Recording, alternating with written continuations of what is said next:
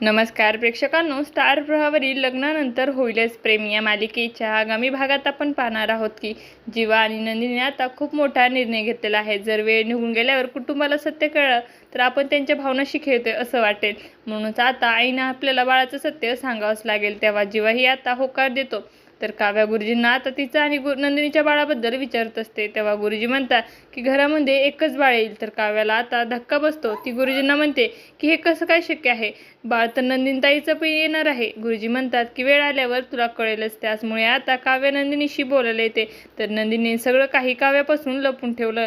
या उलट ती असं दाखवत असते की ती सुद्धा प्रेग्नेंट आहे। त्याचमुळे काव्या आता नंदिनीकडे सोनोग्राफीचे रिपोर्ट मागू लागते आणि मग नंदिनीची चोरी पकडली जाते। अखेर काव्याला सत्य सगळं सांगावं लागतं। असं काही आपल्याला या भागात पाहायला मिळणार आहे। तुम्हाला जर आपला व्हिडिओ आवडला असेल तर चॅनलला लाईक, शेअर आणि सबस्क्राईब करायला विसरू नका। धन्यवाद।